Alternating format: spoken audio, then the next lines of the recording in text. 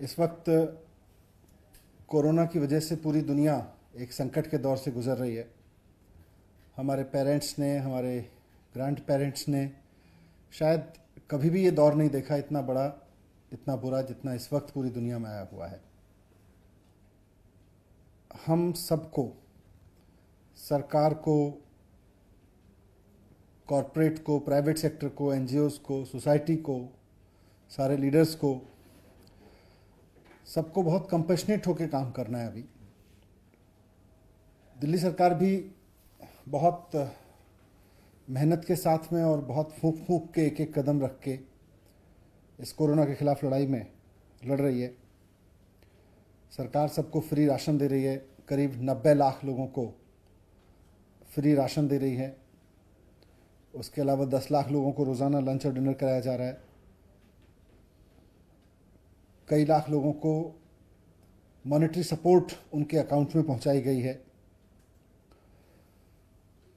Corona की वजह से दो सेक्टर सबसे ज़्यादा प्रभावित हो रहे हैं, इकोनॉमी और एजुकेशन।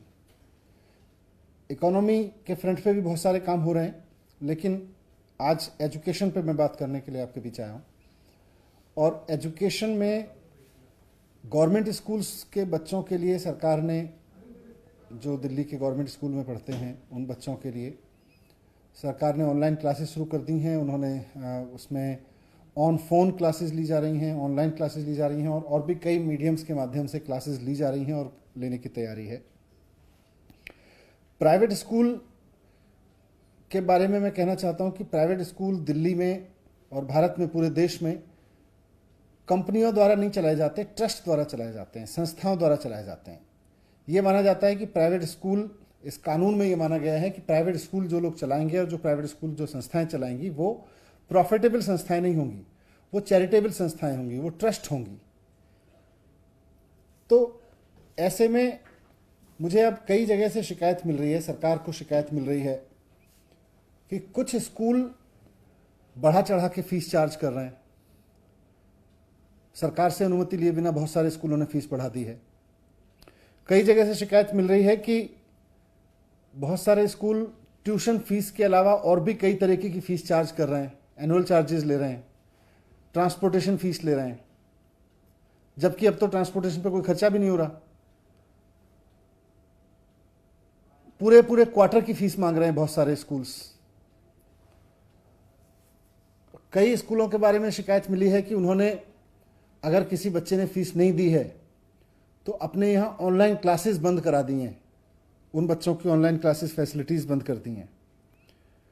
तो इतना नीचे गिरने की ज़रूरत नहीं है प्राइवेट स्कूल्स को। आप सब लोग एक ट्रस्ट के ज़रिए चलते हैं, एक संस्था के द्वारा चलते हैं और उसमें आपका बेसिक मैंडेट है कि आप समाज सेवा करेंगे।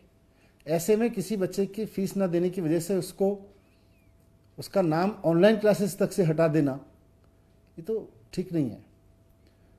तो इसके बाद, इन सारी चीज़ों के बाद, इन सारी शिकायतों के अध्ययन के बाद में सरकार ने एक फैसला लिया है आज, और अभी एक आदेश जारी किया है थोड़ी देर पहले, जिसमें माननीय मुख्यमंत्री जी के आदेश पर यह निर्णय लिया गया है कि किसी भी प्राइवेट स्कूल को, वो चाहे सरकारी ज़मीन पर चल रहा हो या गैर सरकारी ज़मीन पर, प्राइवेट ज़मीन पर चल रहा हो, उसको फीस बढ़ाने की इजाज़त नहीं दी जाएगी।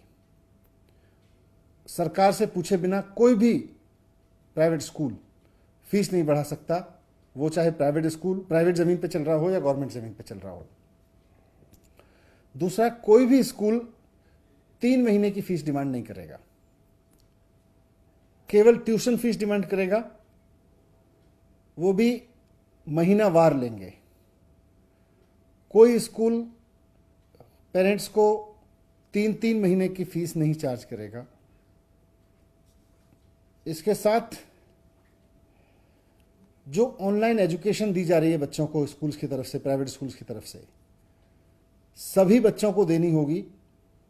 अगर कोई पेरेंट फीस नहीं दे पा रहा है तो उनके बच्चों का नाम ऑनलाइन टीचिंग से नहीं हटाया जाएगा, उनको ऑनलाइन फैसिलिटीज नहीं काटी जाएंगी, ये आदेश दिए हैं। साथ में कोई भी स्कूल ट्रांसपोर्टेशन फीस नहीं चार्ज करेगा इस दौरान।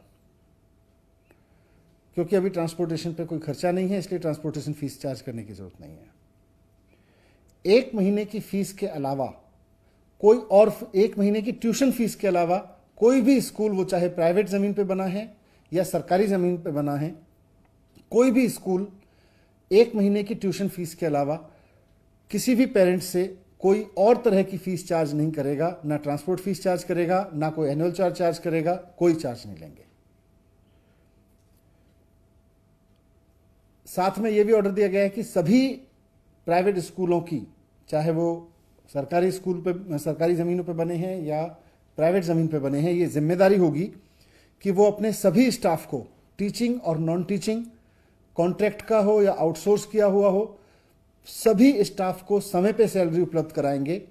अगर किसी तरह का उनके रेवेन्यूज़ में कोई शॉर्टफॉल है तो जो अपनी पेरेंट संस्था है उससे पैसा लेके पूरा करेंगे, लेकिन पैसे की कमी की वजह से किसी स्टाफ की सैलरी नहीं रोकेंगे और पैसे की कमी के बहाने पर किसी बच्चे को पढ़ने से नहीं रोकेंगे। ये दोनों इंस्ट्रक्शंस इस ऑर्डर में साफ साफ हैं।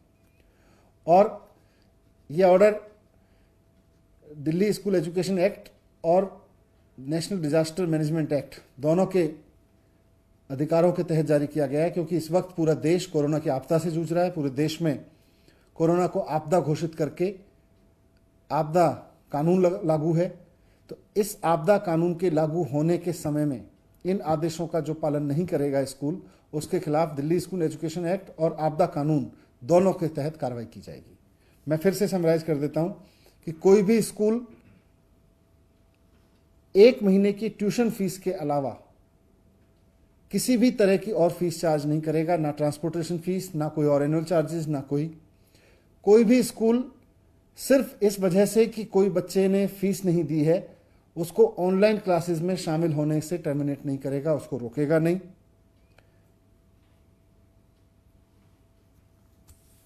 बिना सरकार की इजाज़त के कोई फीस नहीं बढ़ाएगा, जो फीस पहले से थी उसी को अलाउ किया जाएगा। उसके अलावा बढ़ी हुई फीस नहीं चार्ज की जाएगी किसी भी स्कूल में।